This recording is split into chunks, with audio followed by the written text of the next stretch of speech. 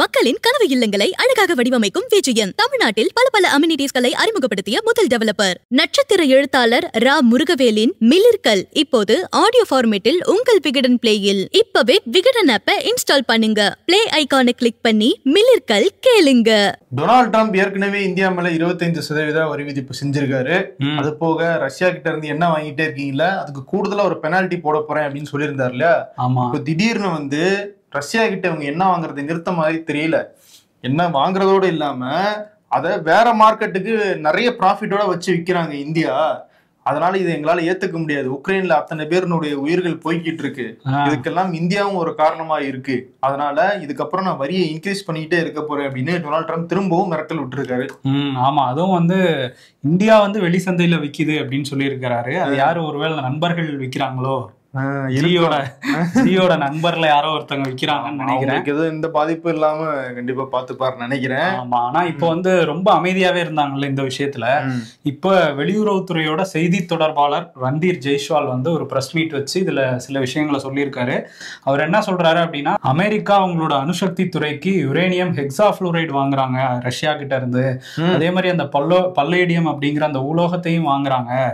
இதெல்லாம் நீங்க மட்டும் வாங்குவீங்க, ஆனா நாங்க வாங்கும்போது நெருக்கடி கொடுப்பீங்களான்னு அமெரிக்காவுக்கு மட்டும் இல்லாம ஐரோப்பிய ஒன்றியத்துக்கும் சேர்த்து கேட்டிருக்காரு. ஏன்னா அவங்களும் இந்த ரஷ்யா போரை ஒட்டி இந்தியாவுக்கு நெருக்கடிகளை கொடுத்துட்டு தான் இருக்காங்க. ஆமா, ஆனா அவங்க அங்க இருந்து எரிபொருள் வாங்குறது, எரிவாயு வாங்குறதுன்னு வாங்கிட்டு தான் இருக்காங்க. இன்னொரு பக்கம் என்னன்னா, டொனால்ட் ட்ரம்ப் உக்ரைன்ல அத்தனை உயிர்கள் போகுது அப்படின்னு சுட்டி காட்டுறாரு. அது தவறான விஷயம் தான். கரெக்ட், உக்ரைன்ல உயிர்கள் போறது அப்படிங்கிறது ஏத்துக்க முடியாத விஷயம் தான். ஆனால் இன்னொரு பக்கம் டொனால்ட் ட்ரம்ப் காசாவில இஸ்ரேலுக்கு சப்போர்ட் பண்ணிட்டு இருக்காருல்ல. இஸ்ரேல் காசாவில பட்டினி போட்டு சாவடிச்சிட்டு இருக்காங்க. அதை வேடிக்கை பார்க்கறாரு. அதை வேடிக்கை பாக்குறாருல. அப்ப அமெரிக்கா மேல தடை போடுன்னு யாராவது கிளம்பி வரலாமா? அதுதான் அவர் ஒரு அரசியல் காயாதான் அதை நகர்த்திட்டு இருக்காரு ட்ரம்ப்ங்கிறது தெரியுது. பட் இந்தியாவும் அதுல ஒரு முடிவு எடுக்கணும். ரொம்ப தாமதப்படுத்தாம உடனடியாக ஒரு முடிவு எடுத்தாக வேண்டிய கட்டாயத்துலதான் இருக்காங்க. ஆமா, இன்னொரு பக்கம் ரஷ்யா உக்ரைனை பத்தி பேசும்போது ரஷ்யால ஒரு எரிமலை வெடிச்சிருக்கு அப்படின்லாம் சொல்றாங்க. ஆமா, என்னன்னா இந்த எரிமலை கம்சட்கா அப்படிங்கிற ஒரு இடத்துல இருக்கு. அங்க இருக்கிற கிராஷினோகா அப்படிங்கிற ஒரு எரிமலை தான் இப்ப வெடிச்சிருக்கு. இந்த கம்சட்கா அப்படிங்கிற அந்த பகுதியில தான் போன வாரம் ஒரு சக்தி வாய்ந்த நிலநடுக்கம் ஏற்பட்டுச்சு. 8.8 மேக்னிடியூட் அது பதிவாகி இருந்துச்சு. அதன் தொடர்ச்சியாக சுனாமியும் வந்துச்சு. பல்வேறு நாடுகளுக்கு சுனாமி எச்சரிக்கை விடுக்கப்பட்டிருந்துச்சு. ரொம்ப பெரிய நிலநடுக்கம் தான் அது. ஸோ அதை தொடர்ந்து தான் இந்த வல்கானாவும் வெடிச்சு சிதறி இருக்கு அப்படிங்கிற தகவல் வந்துகிட்டு இருக்கு. கிட்டத்தட்ட 500-600 வருஷங்களாக இந்த எரிமலை வெடிக்காமே இருந்திருக்கு. போன வாரம் அந்த நிலநடுக்கத்தின் தொடர்ச்சியாக தான் இது வெடிச்சிருக்குன்னு சொல்றாங்க. ஆனா அந்த பகுதியில மக்கள் இல்லாதனால எந்த பெரிய பாதிப்பும் இல்லை அப்படிங்கிற தகவலும் வெளியாயிருக்கு. நீங்க ஒரு உண்மையான இந்தியராக இருந்திருந்தால் இப்படி பேசியிருக்க மாட்டீங்க ராகுல் காந்தி அப்படின்னு உச்சநீதிமன்றம் ராகுல் காந்தியை நோக்கி ஒரு கடுமையான விமர்சனத்தை வச்சிருக்காங்க. எதுக்கு அப்படின்னு கேட்டா, 2020 கால்வான் பள்ளத்தாக்குல இந்தியாவுக்கும் சீனாவுக்கும் இடையில மோதல் ஏற்பட்டுச்சு. 2 தரப்பு ராணுவ வீரர்களும் மோதிக்கிட்டாங்க. அதுல 20 இந்திய வீரர்கள் கொல்லப்பட்டாங்க. இந்தியாவுக்குள்ள சீனா அத்துமீறி சில இடங்கள் ஆக்கிரமிச்சிட்டதாக அப்பத்துல இருந்தே பெரிய குற்றச்சாட்டு எழுந்துகிட்டே இருந்துச்சு. ஸோ அது தொடர்பாக 2022 பாரத் ஜோடோ யாத்திரை நடந்துச்சுல, அப்போ பேசும்போது சொன்னாரு, இந்த மாதிரி இந்தியர்கள் 20 பேர் கொல்லப்பட்டிருக்காங்க, இந்திய ராணுவத்தை சேர்ந்தவங்க. 2000 சதுர கிலோமீட்டர் அளவுக்கு சீனா இந்தியாவுக்குள்ள ஆக்கிரமிச்சிருக்கு. இதை பத்தி எல்லாம் பிரதமர் மோடியும் அமித்ஷாவும் பேச மாட்டாங்க, இதையெல்லாம் மறைச்சிடுறாங்க அப்படின்னு சொல்லி பேசியிருந்தாரு. அவர் அப்படி சொல்ல போச்சு அப்படின்னா அவருக்கு எதிராக வழக்கு தொடரப்பட்டுச்சு, அவமதிப்பு வழக்கு. அந்த வழக்கு தான் உச்சநீதிமன்றத்துல விசாரணைக்கு வந்த போது இப்படி நீதிபதிகள் கேட்டிருக்காங்க. அதோட அந்த வழக்குல அடுத்த கட்ட நடவடிக்கை ராகுல் காந்தி மேல எடுக்கக்கூடாது அப்படிங்கிற மனுவையும் காங்கிரஸ் தரப்புல போட்டிருந்தாங்க. அதை ஏத்துக்கிட்டு இப்போதைக்கு அந்த நடவடிக்கைகளை நிறுத்தி வச்சிருக்காங்க நீதிமன்றம். நடவடிக்கையை நிறுத்தி இருந்தாலும் கேள்வி கேட்டிருக்காங்க. ஆனா காங்கிரஸ் தரப்புல இருந்து என்ன சொல்றாங்கன்னா, நீங்க கடந்த 4-5 வருஷமா நடக்கிறதெல்லாம் பார்த்துட்டு தானே இருக்கீங்க. அதாவது நீதிமன்றத்தை பார்த்து கேட்கல, பொது வெளியெல்லாம் அவங்க பேசுறாங்க. நேரடியா சொல்ல முடியாத நீதிமன்றத்துக்கு எதிராக கருத்து. லடாக்ல உங்களுக்கே தெரியும் எவ்வளவு ஏரியா அவங்க பிடிச்சிருக்காங்க அப்படின்னு அவ்வளவு நியூஸஸ் வந்துச்சு. அருணாச்சல் பிரதேசத்துல சேட்டலைட் இமேஜஸ்ல கிராமங்களே தெரியுது. சீனா உள்ள ஊடுருவி அதெல்லாம் உருவாக்கி வச்சிருக்காங்க. கல்வான் பள்ளத்தாக்குல 20 பேர் கொல்லப்பட்டாங்க. இந்த மாதிரி கேள்விகள் எல்லாம் ராகுல் காந்தி மட்டும் கிடையாது, ஒவ்வொரு இந்தியருமே கேட்டுட்டு தான் இருந்தாங்க. ஆனா அதுக்கெல்லாம் பதில் சொல்லாம மறைச்சு எஸ்கேப் போயிட்டாங்க இந்த பாஜக அரசு. அதை தான் நாங்க திரும்பி திரும்பி சுட்டி காட்டுறோம் அப்படின்னு சொல்லி அவர் சொல்றாரு. ஆமா, அதே மாதிரி பாஜகல இருந்து என்ன சொல்றாங்கன்னா, இவர் ஆன்டி நேஷனல் அப்படிங்கிறது இப்போ உச்சநீதிமன்றம் வரையும் தெரிஞ்சு ப்ரூவ் ஆயிடுச்சு அப்படிங்கிற மாதிரி ராகுல் காந்திக்கு எதிராக பேசிட்டு இருக்காங்க. இந்த நேரத்துல காங்கிரஸ்ல இருந்து சில வீடியோஸும் போடுறாங்க. இந்த அருணாச்சல் பிரதேஷ் எல்லையில சில மக்களோட ராகுல் காந்தி பேசியிருக்காரு. இப்ப பேசும்போது அவங்க எல்லாம் வந்து இந்த மாதிரி இங்க வந்து 6-7 கிலோமீட்டர் உள்ள வந்துட்டாங்க அப்படின்லாம் ஒருத்தர் வந்து அதுல ஷேர் பண்றாரு. சைனா வந்து உள்ள வந்துட்டாங்கன்னு அந்த வீடியோ எல்லாமும் இப்ப எடுத்து போட்டுட்டு இருக்காங்க.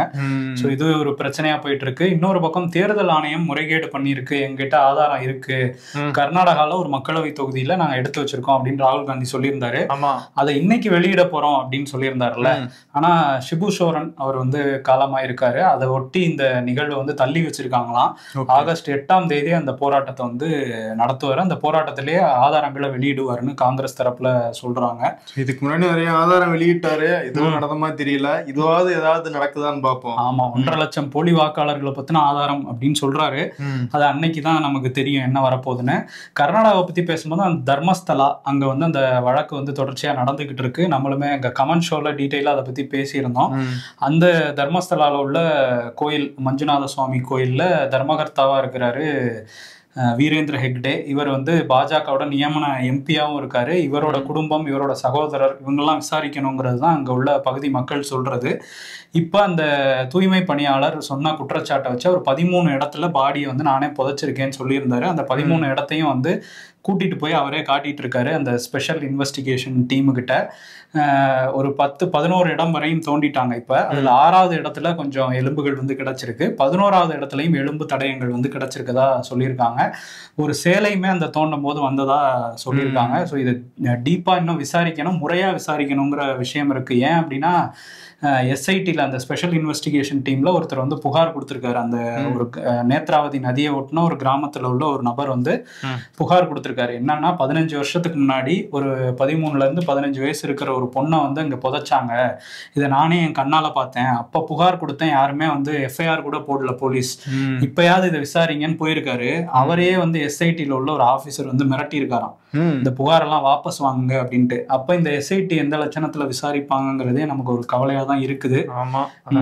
ஏன்னா பிரஜ்வல் ரேவண்ணா கேஸ் இப்ப விசாரிச்சு ஒரு கேஸ்ல வந்து அவருக்கு சாவு முறை சிறைங்கிற மாதிரி கடுமையான தண்டனை எல்லாம் கிடைச்சிருக்கு. இதுலயும் பின்னாடி இன்ஃப்ளூயன்ஷியலான ஆட்கள் இருக்காங்க, அவங்களுக்கும் தண்டனை வாங்கி தர வேண்டியது அங்க உள்ள அரசோட பொறுப்பு தான். ஏன்னா குறிப்பா கோயில் அப்படிங்கிற ஒரு இடத்த அதன் அடிப்படையில ஒரு அதிகாரத்தை வச்சுக்கிட்டு சுத்தி இருக்கிற பகுதியில இருக்கிற மக்களை எல்லாம் அச்சுறுத்துற வகையில கடந்த பல ஆண்டுகளாக இருந்ததாக அங்க இருந்து தகவல் எல்லாம் வந்துகிட்டு இருக்கு. ஸோ அதனால இதை அவ்வளவு சீக்கிரம் உள்ள போய் விசாரிக்கிறது அப்படிங்கிறது லோக்கல் போலீஸால முடியுமா அப்படிங்கிறது தெரியல. ஏன்னா அவங்க மேலே நிறைய குற்றச்சாட்டுகள் வைக்கப்படுது. மத்திய விசாரணை அமைப்புகளும் இதை எப்படி விசாரிப்பாங்கன்னு இருக்கு. அவங்க வந்து பாஜக இன்ஃப்ளூயன்ஸா இருக்கதா சொல்றாங்க. ஆனா நீதிமன்றம் தலையிட்டாதான் இதுல வந்து ஒரு வெளிப்படைத்தன்மையான விசாரணை நடக்கும். கண்டிப்பா. இன்னொரு சோகமான செய்தி வந்து உத்தரகாண்ட்ல இருந்து வந்துட்டு இருக்கு.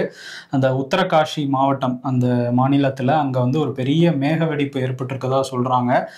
கிர்கங்கா அப்படிங்கிற அந்த நதியில வெள்ளம் வந்து அடிச்சுட்டு வருது. ஒரு கட்டுக்கடங்காத வெள்ளம். அது வெள்ளம்னே சொல்ல முடியாது, ஏதோ மழையே பேர்ந்து அப்படியே அந்த ஆத்துக்குள்ள வர மாதிரி இருக்கு. அப்படி வருது. அந்த இருக்கிற குடியிருப்புகள் மேல அந்த தண்ணீர் பாறைகள் எல்லாமே சேர்ந்து விழுகிற காட்சிகள் எல்லாம் பார்க்க முடியுது. ரொம்பவே ஷாக்கிங்கா இருக்கு. ஆமா, 50-60 பேருக்கு மேல காணோம்னு இப்ப முதற்கட்ட தகவல் வந்திருக்கு. ஒரு 4 பேர் இறந்துட்டதாகவும் தகவல் வந்திருக்கு. அதுக்கு மேல அதிகாரப்பூர்வ தகவல்கள் எதுவும் வரல. நம்ம எல்லாம் எடுத்துட்டு வந்து நாளைக்கு சொல்லலாம். ஆனா பெரிய பாதிப்பு இல்லாம போயிடுச்சுன்னா நல்லா இருக்கும். இன்னைக்கு நாடாளுமன்றத்துல என்டிஏ கூட்டணியினுடைய எம்பிக்கள், அதாவது மக்களவை மாநிலங்களவை 2 தரப்பு எம்பிக்களும் ஒன்னாக கூடி ஒரு மீட்டிங் நடத்தினாங்க. இந்த மீட்டிங்ல என்ன நடக்க போகுது, என்ன பேச போறாங்க அப்படின்னு நாடே ஆவலா எதிர்பார்த்துட்டு இருந்துச்சு. அப்பதான் கரெக்டா மாலையங்கலத்துமாக பிரதமர் மோடி வந்தாரு. மாலையங்கலத்துமாவா? பாராட்டு விழா. அதாவது அவரை வந்து வரவேற்று மாலை போட்டு கூட்டு வந்தாங்க. அவர் வந்து அந்த அவைக்குள்ள வரமாட்டாரு, வேற நாடாளுமன்றத்துக்குள்ளே இந்த மீட்டிங் போடுற பில்டிங்க்கு மட்டும் போயிடுறாரு. அதெல்லாம் கரெக்டா வந்துருவாப்புல. என்னன்னா ஆபரேஷன் சிந்தூர் நடந்துச்சுல, அதுக்கு வந்து பிரதமர் மோடிக்கு பாராட்டு தெரிவிச்சு என்டிஏ கூட்டணியில் இருக்கிற எம்பிக்கள் எல்லாரும் சில தீர்மானங்கள்லாம் போட்டு இன்னும் வந்து நம்ம பாகிஸ்தானுக்கு எதிராக சிறப்பாக செயல்படணும் அப்படிங்கறதெல்லாம் வந்து அதுல பேசியிருக்காங்களாம். ஆமா, பாருங்க கரெக்டா அங்க வந்து என்டிஏ எம்பிக்கள் மட்டும் இருக்கிறதுனால வந்திருக்காரு, எதிர்கட்சி எம்பிக்கள் இல்லாதனால. இன்னொரு பக்கம் நாடாளுமன்றத்துல அந்த பீகார்ல தேர்தல் ஆணையம் நடத்திட்டு இருக்கிற அந்த ஸ்பெஷல் இன்டென்சிவ் ரிவிஷன் அதை எதிர்த்து எதிர்கட்சிகள் பேசிக்கிட்டு இருக்காங்க, பேசுறதுக்கு அனுமதி கொடுங்க அப்படின்னு கேட்டுக்கிட்டு இருக்காங்க. அதை பத்தி எந்த பதிலும் பாஜக தரப்புல இருந்து வரல.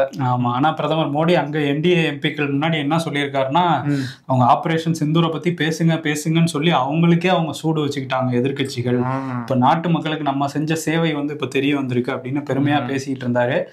சோ இது ஒரு விஷயம். அதாவது 26 உயிர்கள் போச்சு, அதை பத்தி பேசுறதுக்கு மக்கள் நிறைய பேர் எல்லையில இறந்து போனாங்க, அதை கொண்டாடலாமாங்கிறதே நமக்கு ஒரு வினோதமா இருக்கு இவங்க பண்றதெல்லாம் பார்க்கும்போது.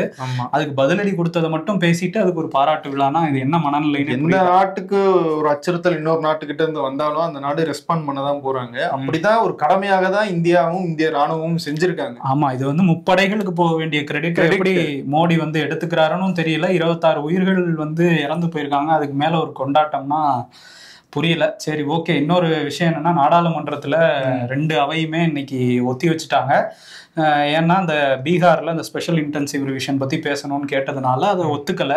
இதுக்கிடையில வந்து கிரண் ரிஜிஜு நாடாளுமன்ற விவகாரத்துறை அமைச்சர் அவர் என்ன சொல்றாருன்னா, நீங்க இப்படி அமளி பண்ணிட்டே இருந்தீங்கன்னா விவாதமே இல்லாம நாங்க நிறைவேற்ற வேண்டிய மசோதாலாம் நிறைவேற்றிட்டு போயிட்டே இருப்போம் அப்படின்றாரு. 10 வருஷம் பண்றீங்க சொல்றாரு. இல்ல கொஞ்சம் அந்த 2 நிமிஷம் 3 நிமிஷம் விவாதிப்பாங்கல்ல, அது கூட இல்லாம அப்படியே நிறைவேற்றிடுவோம் திரும்ப வந்து ஒரு மிரட்டல் மாதிரி விட்டுருக்காரு. மிரட்டலா சொல்றாரா இல்ல தொடர்ந்து போராட்டம் நடத்துங்கன்னு கேக்குறாரா? அதுதான் அவங்களுக்கு வசதி. ஏன்னா பேசினா பிரச்சனையாவது, எதுவும் சொல்ல முடியல கேட்கிற கேள்விக்கு, இப்படி போயிடலாமான்னு யோசிக்கிறாங்க போல.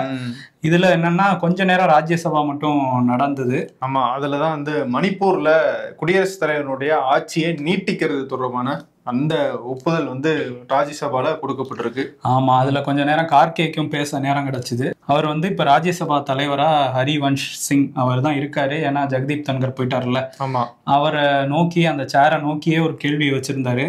இது அவையை யார் நடத்துறது, நீங்களா அமித்ஷாவா அப்படிங்கிற கேள்வியை வச்சோன்னா எதிர்கட்சிகள் ரொம்ப, அதாவது இவங்களுக்கு காங்கிரஸ்க்கு எதிர்கட்சி பிஜேபி ரொம்ப கொந்தளிச்சிட்டாங்க. அதுவும் ஜேபி நட்டா என்ன சொல்றாரு அப்படின்னா, எதிர்கட்சிகள் வந்து பேசவே விடாம பண்றதுதான் ஒரு ஜனநாயக இதுன்னு நினைக்கிறாங்க. அப்படி கிடையாது, நான் 40 வருஷம் எதிர்கட்சியா இருந்திருக்கிறேன், தேவைப்பட்டா என்கிட்ட டியூஷன் வாங்க.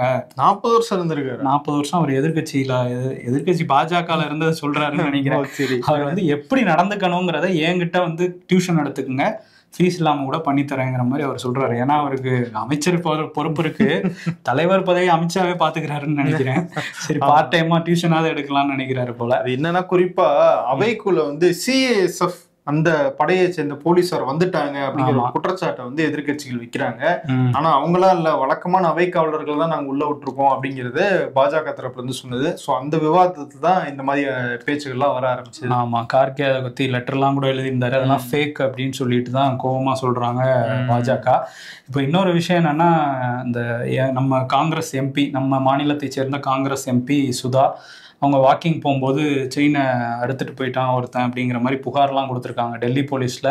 அவங்க பேட்டி கொடுக்கும்போது என்ன சொல்கிறாங்கன்னா, இவங்க அறுத்துட்டு போனதுலேருந்து கொஞ்சம் தூரம் தள்ளி தான் போலீஸ் பேட்ரோல் நின்றுருக்காங்க. போலீஸ் பேட்ரோல் இருக்கும்போதே அவன் ஒன்றும் பண்ண மாட்டாங்கன்னு தெரிஞ்சுதான் அந்த திருடனே வந்து திருடிட்டு போயிருக்கான். இவங்க வந்து போய் சொல்லியிருக்காங்க இந்த மாதிரி ஆயிடுச்சு அப்படின்னா, அவங்க ட்ரெஸ் எல்லாம் கூட கிழிஞ்சிருக்கு, அதெல்லாம் பார்த்துருக்காங்க போலீஸ். ஓகே, போய் நீங்கள் வந்து கம்ப்ளைண்ட் கொடுங்க, உங்கள் பேர் இதெல்லாம் எழுதி கொடுங்க ஸ்டேஷனில் அப்படின்னு சொல்லிட்டு அவர் அடுத்த வேலையை பார்க்க ஆரம்பிச்சிட்டாராம். அங்கே அந்த போலீஸ் பேட்ரோலில் இருந்தவர்.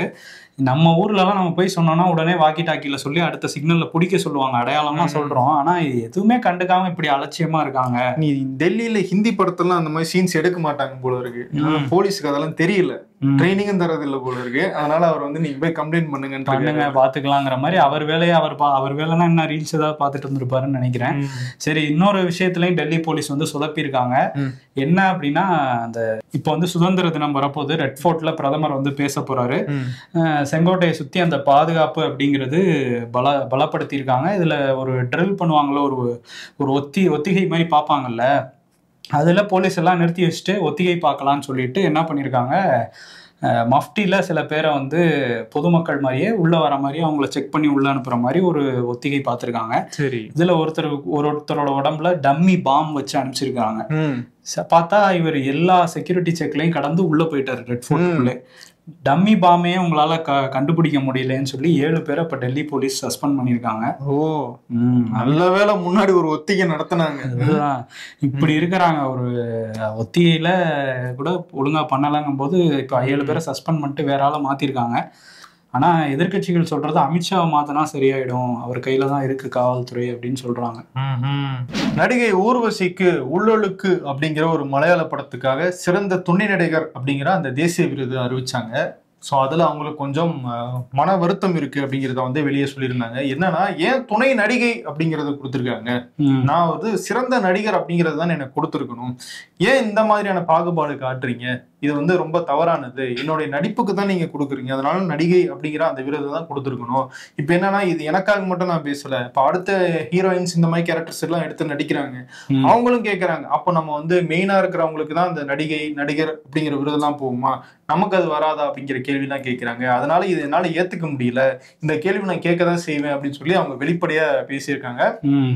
ஆனாலும் அந்த விருதை வாங்குவேன், ஏன்னா இந்த உள்ளொழுக்கு குழுவுக்கே கிடைச்ச ஒரு அங்கீகாரமா இருக்கிறதுனால அந்த விருதை வாங்கிக்கிறேன், இருந்தாலும் என்னுடைய கேள்விக்கு பதில் சொல்லணும் அப்படிங்கறத அவர் பேசியிருக்காங்க. ஆமா, அப்புறம் கேரளால ஆடு ஜீவிதம் படத்துக்கு விருது கிடைக்கல அப்படிங்கறதும் ஒரு பெரிய சர்ச்சையா தான் போயிட்டு இருக்கு. எப்படி கொடுப்பாங்க? கேரளா ஸ்டோரி கொடுத்துருக்காங்களே, கேரளா ஸ்டோரி கொடுத்துருக்காங்க. லூசிஃபர் 2வும் பார்த்திருப்பாங்க, அதுல பிருத்விராஜ் தான் வந்து டைரக்டர் வேற. சரி, ஓகே. இன்னொரு படம் வந்து தேசிய விருது கண்டிப்பா வாங்க போகுது. அந்த படம் என்னன்னா கந்தன் மலை அப்படிங்கிற அந்த படம் தான். என்ன ஒரு சிரிக்கிறீங்க, உண்மையிலே வாங்குவாரு போல. நான் காமெடி படம் இல்ல சீரியஸான படமா. அந்த படம் எப்படின்னா, அதுல வந்து ஆதிங்கிற கேரக்டர்ல வந்து நடிக்கிறாராம் ஹெச் ராஜா. எத்தனை ஃபைட்லாம் இருக்கா? ஃபைட் இருக்கும்னு நினைக்கிறேன். ஏன்னா அது வந்து அந்த படத்துல ஆதிங்கிற கேரக்டர் வந்து கமல் படத்துல, சரி கமல் நாயகன் படத்துல வருவார்ல, ஆமா, அந்த மாதிரி வேலு நாயக்கர் கேரக்டர் மாதிரி ஒரு பவர்ஃபுல்லான கேரக்டர்ல அவர் நடிச்சிருக்காராம். ஓஹோ. இதை யார் சொல்றான்னா, ஒரு டைரக்டர் கிட்ட நம்ம சினிமா டீம்ல வந்து பேசியிருக்காங்க, வீரமுருகன், அவர் டைரக்டர் தான் அதெல்லாம் சொல்லியிருக்காரு. இதுல இந்த ஸ்கிரிப்ட் யாரோடது அப்படிங்கறதையும் அதுல ரிவீல் பண்ணிருக்காரு. ஸ்கிரிப்டே ஹெச் ராஜாவோட தானா. அப்படியா? அவர் வந்து தேர்தல் பணிக்கு இடையில ஒவ்வொரு நோட்ஸா எடுத்து எழுதி கொடுத்திருக்காராம். அததான் படமாக்குறோம், இதை இங்க சீனா வைங்கிற அப்படின்ட்டு இருக்காரு. அதுதான் நான் தான் மீச வைப்பேங்கிறேன் அப்படின்னு அவர் தான் சொல்லியிருக்காருன்னு நினைக்கிறேன். அதுல வேற என்ன பண்ணிருக்காருன்னா, கேட்டிருக்காங்க இந்த மாதிரி ஹீரோயின் வேணும் சார் உங்களுக்கு, அப்பதான் கரெக்டா இருக்கும் இந்த கேரக்டருக்கு. இந்த கொடூரம் வேறையா? அது அவரே வந்து புரிஞ்சுக்கிட்டு, நீங்க சும்மாவே ஓட்டுவாங்க, இதெல்லாம் வச்சானா சரி வராது, ஆடிஷன்லாம் வச்சு எடுத்துறாதீங்க, நானே கூட்டிட்டு வரேன்னு அவர் மனைவியே வந்து ஹீரோயினா நடிக்க வச்சிருக்காங்களாம். சோ அந்த படத்துல வந்து அவங்க தான் நடிக்கிறாங்க. அவர் ஏஜுக்கு ஏத்த மாதிரி கேரக்டர் தான் நடிக்கிறாரு. அந்த மாதிரி தான் நடிக்கிறாரு. பறந்து ஜிம்மி ஜிப்ல பறந்து கயிறு கட்டி இழுக்கிறது, அந்த மாதிரி ஃபைட் சீன்ஸ் அந்த மாதிரி இல்ல, டயலாக்ஸ் தான் ஆன்டி இந்தியன் அந்த மாதிரி டயலாக்ஸ் தான் இருக்கும் போல. ஓகே. இது வந்து படம் வந்து ஆனா தியேட்டர்ல ரிலீஸ் ஆகுமான்னு எனக்கே தெரியலங்கிறாரு டைரக்டர். யூடியூப்ல தான் வாய்ப்பு இருக்குங்கிற மாதிரி அவர் நம்புறாரு. அதனால அவரே நம்பும் போது நம்ம ஃபர்ஸ்ட் ஷோ பார்க்கலாம்னு நினைச்சேன். அதுல இன்னொரு விஷயத்தையும் சொல்லியிருக்காரு, நம்ம நிறைய பெரிய ஹீரோஸ் படங்கள்லாம் பார்க்கும்போது தியேட்டர்ல யாராவது வில்லன் வந்து ஹீரோ அடிச்சா வந்து எங்க தலைவரே அடிக்கிறியான்னு தியேட்டர்ல கத்தி பார்த்திருப்போம். ஆமா, இவர் ஷூட்டிங் போயிருந்தாராம், இங்க கூட்டம் கூட்டிடுச்சான் தலைவரை பாக்குறதுக்காக, அதாவது ஹெச் ராஜாவை பாக்குறதுக்கு. அப்போ ஒரு சீன் வந்து இவர் அடிக்கிற மாதிரி ஒரு சீன் வந்திருக்கு. 3 அடி அடிச்சதுக்கு அப்புறம் 4வது திரும்பி அடிப்பாரு. அந்த மாதிரி இல்ல, ஒரு அடி தான் அடிச்சிருக்காங்க. அத கேமரா ரோலிங்ல இருக்கும்போதே இவர் ஆதரவாளர் எல்லாம் உள்ள ஓடி வந்து எங்க அண்ணனை எப்படி அடிப்பீங்க, எங்க தலைவர் எப்படி அடிப்பீங்கன்னு பிரச்சனை பண்ணிட்டாங்களாம். அப்புறம் இவர் தான் டைரக்டர் சொன்னா அதெல்லாம் செய்யணும் பாப்போங்க. ஒரு படத்துல அந்த காட்சிகளையும் வச்சிருந்தாங்கன்னா இன்னும் நல்லா நடந்திருக்கும். எனக்கு தெரிஞ்சு ப்ளூப்பர்ஸ் தான் நல்லா இருக்கும்னு நினைக்கிறேன் இந்த படத்துல. பீகார்ல தேர்தல் ஆணையம் ஒரு தீவிர ஆய்வை மேற்கொண்டு கிட்டத்தட்ட 65 லட்சம் பேரை வாக்காளர் பட்டியல இருந்து நீக்கியிருக்காங்க. அவங்க எல்லாம் வந்து உயிரோடு இல்ல, அந்த இடத்துல இல்ல, அவங்களுக்கு சரியான ஆவணங்கள் இல்லை அப்படிங்கறதுதான் காரணமா சொல்லியிருக்காங்க. தேர்தல் ஆணையத்தோட வேலை வாக்காளர்களை எல்லாரையும் சேர்க்கிறது தான், நீக்கிறதுலதான் குறியா இருக்காங்க போல. ஆமா, எதிர்கட்சிகள் அதான் குற்றச்சாட்டா வைக்கிறாங்க. அப்படி பீகார்ல அங்க இல்லாத ஒரு 6 லட்சம் பேர் தமிழ்நாட்டுல இருக்கிறதாக எதிர்கட்சிகள் சொல்றாங்க. அந்த 6 லட்சம் பேருக்கும் தமிழ்நாட்டிலேயே வாக்குரிமை கொடுக்க போறதாகவும், அதுக்கான முயற்சிகளை தேர்தல் ஆணையமும் மத்திய பாஜக அரசு மேற்கொண்டுட்டு இருக்கிறதாகவும் எதிர்கட்சிகள் குற்றம் சாட்ட வைக்கிறாங்க. குறிப்பா ப. சிதம்பரம்லாம் இதை பத்தி பேசியிருந்தாரு. அதுக்கு தமிழிசை சவுந்தரராஜன் ஒரு கருத்து சொல்லியிருக்காங்க, ப. சிதம்பரம் சொல்றது பொய், அப்படியே இருந்தாலுமே அவங்க எல்லாம் இங்க வந்து வேலை பாக்குறாங்கல்ல, அவங்க கிட்ட வேலை மட்டும் வாங்கிக்கிறீங்க, ஏன் அவங்க ஓட்டு போடக்கூடாதா அப்படிங்கிற ஒரு கேள்வியை வந்து தமிழிசை கேட்டிருக்காங்க. போட்டாதானே நாங்க ஜெயிக்க முடியும். ஆமா, அப்படிங்கிறத இருக்கிற யாரும் போட மாட்டாங்க, வெளியிருந்து வந்தாவது போட்டு எங்களை ஜெயிக்க வைக்கலாம் அப்படின்னு நினைக்கிறாங்களா என்னன்னு தெரியல. தர்ம போராளி ஹெச் ராஜாவும் இதுதான் சொல்லியிருந்தாரு. தர்ம போராளி அவர் பேர். ஆமா, அவரு பட்டம் கொடுத்திருக்காங்கல்ல. என்னென்ன சுவாரஸ்யங்கள் அந்த படத்துக்குள்ள இருக்கு நமக்கு தெரியல. அதே மாதிரி அவங்க என்ன சொல்றாங்க, வெளிநாட்டுல இருந்து வந்தவங்களுக்கு எல்லாம் ஓட்டு உரிமை கொடுக்குறீங்கல்ல அப்படின்னு வந்து கேக்குறாங்க. யாரு? தமிழிசை. வெளிநாட்டுல இருந்து யார் வரா யாருன்னு தெரியலையே. அவங்க சொல்றாங்க, எனக்கு தெரிஞ்சு மேற்கு வங்கத்துல எல்லாம் ஒட்டுமொத்தமா எல்லாம் வங்கதேசம் சொல்லிடுவாங்கன்னு நினைக்கிறேன். அதுதான் அதே மாதிரி இன்னொரு விஷயம் என்னன்னா, பாஜகவோட மாநில தலைவர் நயினார் நாகேந்திரன் அவர் ஆகஸ்ட் 17ல இருந்து தொகுதி வாரியா சுற்றுப்பயணத்தை தொடங்குறேன். ஓஹோ, அவ்வளவுதான், என்டிஏ ஆட்சி தான் ஆகஸ்ட் 17க்கு அப்புறமே அப்படிங்கிற மாதிரி அவர் ஒரு மைண்ட். அவர் பஸ் வாடகைக்கு எடுத்துட்டாரா? அவர் பஸ்ல போறாரா, எதுல போறாருன்னு தெரியல, ஆட்டோல போறாராங்கிறது தெரியல. ஆனா வந்து பாருங்க, இவங்க பிரேமலதா, இவங்க எடப்பாடி ஒரு பக்கம் போயிட்டு இருக்காரு, இப்ப இவரும் வந்து ஆரம்பிக்கிறாரு. எல்லா பக்கமும் டிராபிக் ஜாம் ஆரம்பிச்சு விட்டு இப்பவே ஆரம்பிச்சு விட்டுட்டாங்க. ஆல்ரெடி பாலம் கட்டுறேன், மெட்ரோ கட்டுறேன்னு டிராபிக்கா இருக்கு ஊருக்குள்ள. டிராபிக்கை பத்தி பேசணும். டிராபிக் மட்டும் இல்ல, ஒரு ஆள் கூட இல்லாத ஒரு ஊர் வந்து தமிழ்நாட்டுல இருக்கு அப்படின்னு வந்து இப்ப கண்டுபிடிச்சிருக்காங்க. ஓஹோ, அப்படி ஒரு ஊரா? ஆமா, அத்திப்பட்டி இல்ல, இது வந்து வேற ஊரு. சிவகங்கை மாவட்டத்துல நாட்டாக்குடி அப்படிங்கிற ஒரு ஊர் இருக்கு. அது ஒரு சின்ன கிராமம். ஒரு 5000 பேர் வரையும் அங்க இருந்ததா சொல்றாங்க கடந்த காலங்கள்ல. இப்ப வந்து ஒரே ஒருத்தர் தான் இருக்காராம். ஏன்னா இப்ப சமீபத்துல 2 கொலைகள் நடந்திருக்கு. சில மாதங்களுக்கு முன்பு ஒரு விவசாயி கொல்லப்பட்டிருக்காரு. இப்ப போன மாசத்துல வந்து ஒரு முதியவர் கொல்லப்பட்டிருக்காரு. இப்ப உயிருக்கே இங்க பாதுகாப்பு இல்லைன்னு சொல்லி மக்கள்லாம் வெளியேறிட்டாங்க அப்படிங்கறதுதான் நமக்கு வந்து தகவல். இப்ப என்ன அப்படின்னா, அந்த ஊர்ல வந்து கொஞ்ச நாளாவே அடிப்படை வசதி, குடிநீர் வசதி இல்ல, இதனால சுகாதார பிரச்சனை எல்லாம் வருது. இப்படிதான் இருந்துட்டு இருந்திருக்கு.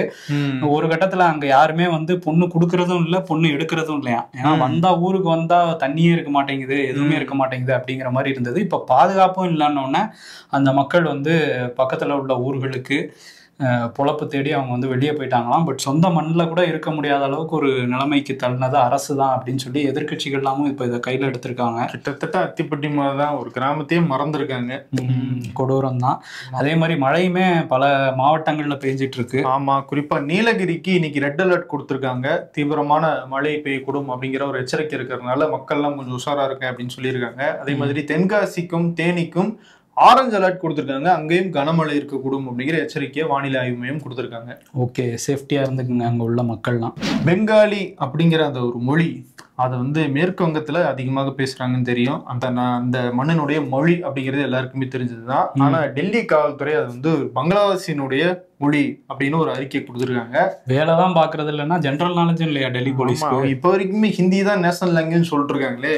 ஹிந்தி நேஷனல் லாங்குவேஜ் கிடையாது, அது one of the official language அப்படிங்கிறது தான் நிறைய பேருக்கு இன்னும் தெரியாம இருக்கு. ஸோ அப்படிப்பட்ட ஒருத்தர் தான் இப்படி எழுதியிருக்காரு போல இருக்கு. என்னன்னா, பங்களாதேஷை சேர்ந்த இந்தியாவுக்குள்ள சட்டவிரோதமா தங்கி இருக்கிற ஒரு சிலரை வந்து போலீஸ் பிடிச்சு விசாரிக்கிறாங்க. அப்ப விசாரிக்கும் போது அவங்க பங்களாதேஷ்ல இருந்து வந்திருக்காங்க அப்படிங்கிறது தெரியுது. அவங்க வச்சிருந்த ஐடி கார்ட்ஸ் எல்லாமே லோக்கல் ஐடி கார்ட்ஸா இருக்கு, அதாவது பெங்காலி மொழியில இருக்கிற ஐடி கார்ட்ஸா இருக்கு. இப்ப தமிழ்நாடு அரசு தமிழ்ல கொடுத்துருப்பாங்களா, அந்த மாதிரி அவங்க பெங்காலி மொழியில கொடுத்த ஐடி கார்ட்ஸா இருக்கு. அதை பார்த்துட்டு அவரு இது பங்களாதேஷ் மொழியில இருக்கு, அதனால பங்களாதேஷை சேர்ந்த இல்ல பங்களாதேஷினுடைய அந்த மொழி தெரிஞ்ச யாராவது டிரான்ஸ்லேஷனுக்கு வேணும் அப்படின்னு சொல்லி ஒரு அறிக்கையை வந்து கொடுத்துருக்காங்க. ஸோ அதுதான் பெரிய சர்ச்சையா இருக்கு.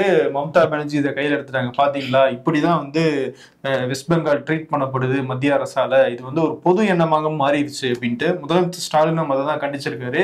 ஹிந்தி பேசாத மாநிலங்கள்ல இருக்கிற மொழிகளை வந்து இப்படிதான் வந்து இவங்க ட்ரீட் பண்றாங்க, இதை வந்து வேணுக்குமே இல்லை, தெரியாத நடந்த ஒரு தவறு கிடையாது, இப்படிதான் மைண்ட் செட்டை அவங்க உருவாக்கி வச்சிருக்காங்க, இதுக்கு எதிராக நம்ம எல்லாரும் வலுவாக குரல் கொடுப்போம் அப்படிங்கிறத வந்து அவர் பதிவு பண்ணியிருக்காரு. பாருங்க, இப்பதான் நம்ம சொன்னோம் வெளிநாட்டுல இருந்து வந்தவங்களுக்கு எல்லாம் வாக்குரிமைன்னு, பங்களாதேஷ்ன்ட்டாங்க அங்க உள்ளவங்க, வெஸ்ட் பெங்கால்ல உள்ளவங்கள மாநிலத்தையே பங்களாதேஷ்ன்றாங்க போல இருக்கு. அதான் நம்மள என்ன சொல்லுவாங்களோ. சரி, இந்த மாதிரி இதுக்கெல்லாம் எதிர்ப்பு தெரிவிக்கிறாருல்ல ஸ்டாலின். ஆனா அவர்கிட்ட நேரடியா ஒரு கேள்வி கேட்டா அவருக்கு பதில் சொல்ல தெரியாது அப்படின்னு சொல்லிட்டு எடப்பாடி பழனிசாமி பேசியிருக்காரு. ஓஹோ, நான்லாம் என்கிட்ட எவ்வளவு கேள்வி வேணாலும் கேளுங்க, நான் பதில் சொல்லிடுவேன். ஸ்டெர்லைட்ல 13 பேர் சுட்டீங்களே அப்படின்னு கேட்டதுக்கு என்ன சொன்னாரு? அதுதான் டிவில பார்த்தோன்னு ஏதோ ஒன்று சொல்லி டிவில பார்த்தேன்னு சொன்னாரு. ஆமா, அதே மாதிரி அவரு நிறைய இலக்கியங்கள்லாம் கூட படிச்சிருக்காரு. யாருமே படிக்காத மறைஞ்சிருவாரு, யாருமே படிக்காத இலக்கியங்கள்லாம் படிச்சிருக்காரு, சேக்கிலார் எழுதுனதெல்லாம். இருந்தாலும் இங்கே வந்தோம்னா என்ன சொல்றாருன்னா, ஸ்டாலின் கிட்ட நேரடியா போய் மைக்க நீட்டு ஒரு கேள்வி கேட்டீங்கன்னா அவருக்கு பதில் தெரியாது, அவர் ப்ரிப்பேர் பண்ணா மட்டும்தான் ஏதாவது வச்சிருந்தாதான் பேசுவாரு, ஏன்னா முதல்வருங்கிறது எல்லாருமே தெரிஞ்சிருக்கணும், அவர் அப்படி கிடையாது அப்படின்னு சொல்லிட்டு இருக்காரு. அதே மாதிரி ஓரணியில் தமிழ்நாடுன்னு வீடு வீடா போய் பிச்சை எடுத்துக்கிட்டு இருக்கு திமுக உறுப்பினர் சேர்க்கைன்ட்டு அப்படிங்கிற மாதிரி கடுமையான விமர்சனங்களையும் வச்சு அவர் ஒரு பரப்புரை போயிட்டு இருக்காரு. இதுல இன்னொரு விஷயம் என்னன்னா, ராமதாஸ் அவர் வந்து அந்த ஒட்டு கேட்கறாங்கன்னு சொன்னாரு, இப்ப ஹேக் பண்ணிட்டாங்கன்னு வந்திருக்காரு. ஆமா, தன்னுடைய வீட்டுல இருக்கிற அந்த மொபைல் போனை வைஃபை மூலமாக ஹேக் பண்ணியிருக்காங்க அப்படின்னு ஒரு குற்றச்சாட்டை ஒரு கம்ப்ளைண்டாக விழுப்புரம் டிஎஸ்பி கிட்ட வந்து கொடுத்துருக்காங்க ராமதாஸ் தரப்புல இருந்து. அவர் பேசிட்டே இருக்கும்போது கீங் சத்தம் கேட்டு இருந்திருக்கு. யாரும் அதை போனை அழுத்திட்டே இருக்கிறது பார்த்தா ஹேக் பண்ணியிருக்காங்க. ஓ, அப்படிதான் கண்டுபிடிச்சிருக்காரா? ஆமா. சரி. இன்னொரு விஷயம் என்னன்னா, கிங்டம் அப்படின்னு ஒரு படம் வந்து ஒரு 2-3 நாளைக்கு முன்னாடி வெளியாயிருக்கு. தெலுங்கு படம் தான், நான் தமிழ்லையும் டப் பண்ணிலாம் ரிலீஸ் பண்ணியிருக்காங்க. சரி. இந்த படத்துல வந்து ஈழத்தமிழர்களை அவமானப்படுத்துற மாதிரியான நிறைய காட்சிகள் வந்து வச்சிருக்கிறாங்க. திட்டமிட்டு அவங்கள ஒரு குற்ற பரம்பரை போல காட்டியிருக்கீங்க அப்படின்னு சொல்லி சீமான் வந்து கண்டன அறிக்கை வெளியிட்டிருக்காரு. இந்த படத்தை தடை செய்யலைன்னா தமிழ்நாடு முழுக்க போராட்டம் வெடிக்கும் அப்படிங்கிற எச்சரிக்கையும் கொடுத்திருக்காரு. சில இடத்துல போராட்டமும் நாம் தமிழர் வந்து நடத்தியிருக்காங்க. வைகோவும் அதான் சொல்றாரு, இந்த கொலைகளை பண்ணது சிங்கள ராணுவம், ராஜபக்சே, இவங்களுக்கெல்லாம் வந்து இன்னும் தண்டனை வாங்கி கொடுக்கல, ஆனா இந்த மாதிரி பொய்யை பரப்பிக்கிட்டே இருக்காங்க அப்படிங்கிற குற்றச்சாட்டும் இருக்கு. அதான் அவங்க சொல்றது இன்னொன்னு என்னன்னா, அடுத்து திரும்பவும் அந்த ஈழத்தமிழர்கள் ஒரு போராட்டத்தை கையில் எடுத்துடக்கூடாது அப்படிங்கிறதுக்காகவே இந்த மாதிரியான பிம்பங்கள் உருவாக்கப்படுறதாகவும் அவங்க சொல்றாங்க. ஆமா, நம்ம இந்த ஹண்ட்னு ஒரு வெப் சீரிஸ் வந்தது, அதுலயுமே வந்து இந்த மாதிரியான விஷயங்கள் இருந்தது. ஃபேமிலி மேன், இந்த மாதிரி தொடர்ச்சியா அடுத்தடுத்து வந்துகிட்டு தான் இருக்கு. ஜம்மு காஷ்மீர், கோவா, மேகாலயா போன்ற மாநிலங்களினுடைய முன்னாள் ஆளுநராக இருந்தவர் சத்யபால் மாலிக் அவர் இன்னைக்கு உடல்நலக்குறைவால காலமாகி இருக்காரு. ஸோ ஜம்மு காஷ்மீர்ல ஆர்டிகல் 370 அதை ரத்து செய்யும் போது அவர் அங்கே ஆளுநராக இருந்தார். அதுல முக்கிய பங்கு அவருக்கு இருக்கு. அது போக புல்வாமால தாக்குதல் நடந்துச்சு, ராணுவ வீரர்கள் உயிரிழந்தாங்க. அதை வச்சு பாஜக அரசு, பிரதமர் மோடி இவங்கெல்லாம் அரசியல் பண்ணாங்க. அதன் மேலதான் 2019 தேர்தலே அவங்க சந்திச்சாங்க அப்படின்னு சொல்லி ஒரு பெரிய குற்றச்சாட்டுகளை எல்லாம் வெளிப்படையாக பேசியிருந்தாரு. அதை தொடர்ந்து அவருடைய ஆளுநர் பதவியெல்லாம் பறிக்கப்பட்டுச்சு. ரைடெல்லாம் வந்து பண்ணாங்க அவர் வீட்டுல. பாஜக வந்து ஆட்சி பண்ணிட்டு இருந்தாங்க கோவால. அப்ப இவர் தான் ஆளுநரா இருந்தாரு. அங்க கொரோனா டைம்ல நிறைய ஊழல் பண்ணிச்சு பாஜக அரசுங்கிறதெல்லாம் வெளியே கொண்டு வந்தாரு. இப்போ அவர் வந்து காலமாயிருக்காரு. அவருக்கு பல தலைவர்களும் அஞ்சலி செலுத்திட்டு இருக்காங்க. நம்மளும் அஞ்சலி செலுத்திக்கலாம். அதே மாதிரி நகைச்சுவை நடிகர் மதன் பாப் அவர் வந்து நம்மளை நிறைய சிரிக்க வச்சிருக்காரு. அவர் சிரிச்சது மட்டும் இல்லாமல் நம்மளை நிறைய சிரிக்க வச்சிருக்காரு. நம்ம ஷோல கூட இதோ வந்துட்டேன் அப்படிங்கிறது அவரோட வசனம் தான். அவருக்கும் வந்து அவரும் காலமாயிருக்காரு.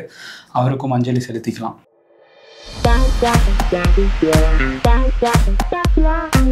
Art function. ஏண்டா கடலமுத்து, சந்தனம் வச்சா ரொம்ப கலையா இருக்கியேடா. குடும்பத் தலைவர் மாற்றம் செய்து தரப்படும். ரேஷன் கார்டுலன்னு தெளிவா எழுதி போடுங்கய்யா.